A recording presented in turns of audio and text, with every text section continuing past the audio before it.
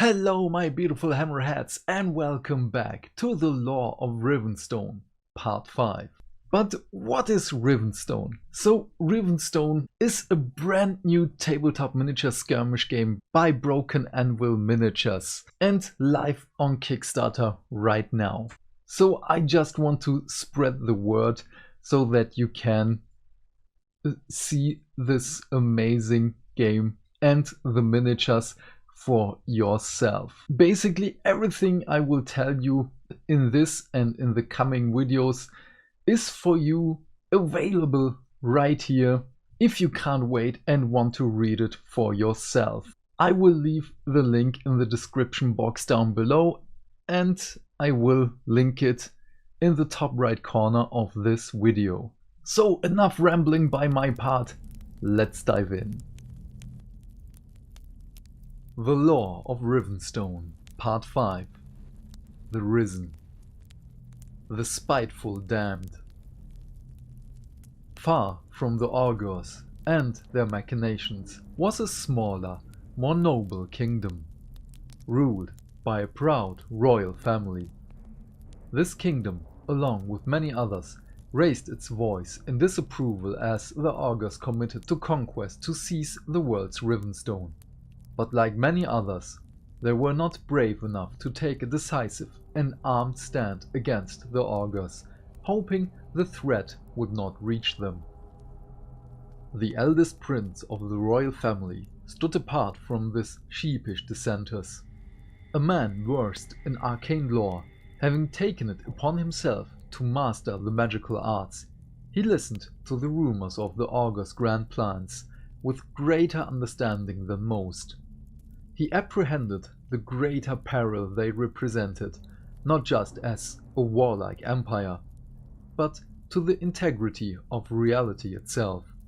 He called for war against the Augurs and all who supported them. When his family declined his repeated demands as the rage of foolish youth, the prince took it upon himself to act where no others had the courage to do so. The prince traveled throughout his kingdom, visiting each town and village to call for aid in his march to oppose the Augurs. This act, in direct defiance of the king's orders, earned him the nickname, the Exiled Prince. Despite the colorful title, many brave individuals were convinced to leave their homes and families and join his growing army.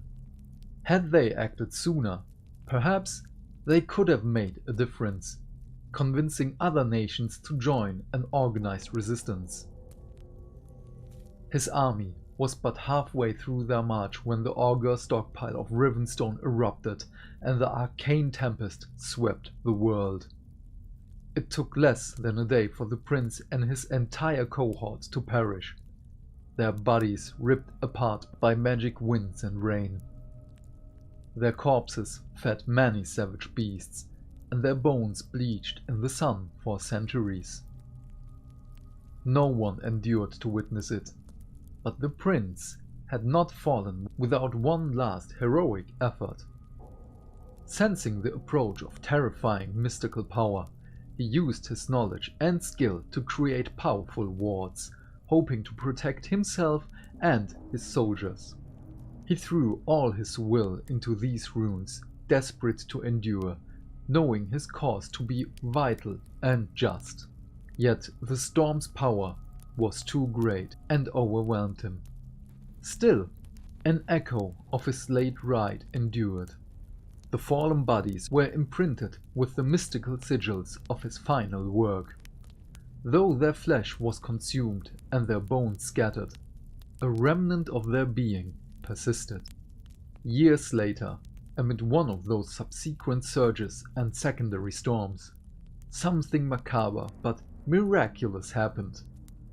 This mystical storm resonated with the prince's sigils and reanimated the fallen into a state of undeath, each individual rising as a reassembled collection of bones and rotten armor, eyes lit by the inner flame of sentience.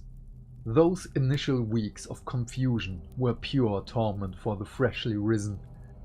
None of them capable of understanding what had happened. Soon, though, they turned to their exiled prince for guidance.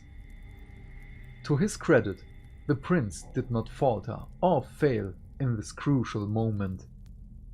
His raspy words soothed the minds of his followers, reassuring them that they would have revenge on the augurs for the fate that had befallen them, and in time perhaps find a cure for their curse.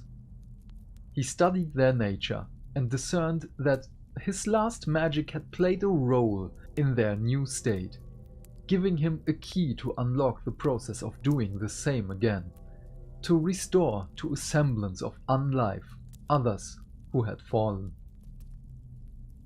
The exiled prince and his followers have spent decades mastering the magic that brought them back to the world.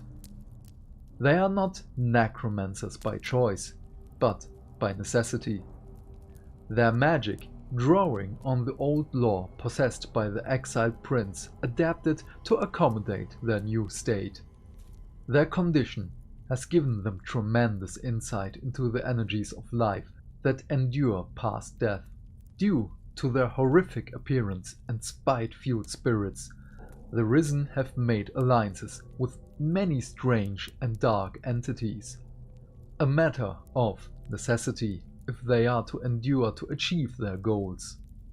Even as some of their ranks slowly slip into madness due to decades of undeath, the recent reappearance of Rivenstone in the world gives the Risen hope that both revenge and salvation are achievable before they endure a second and more lasting death.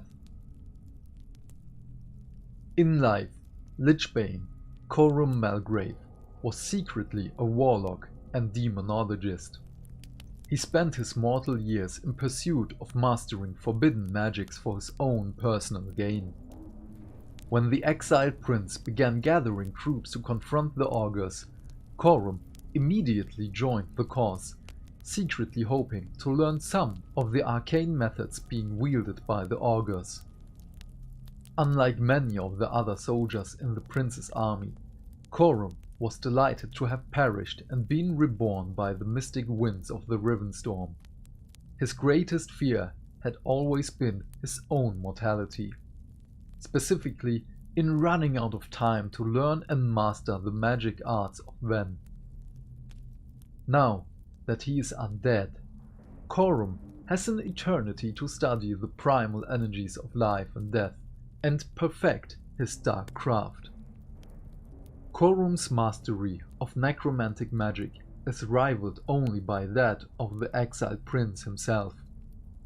He rides to battle atop a spectral tide of spiritual energy, empowering and amplifying the magical energy within all Risen soldiers that stand by his side.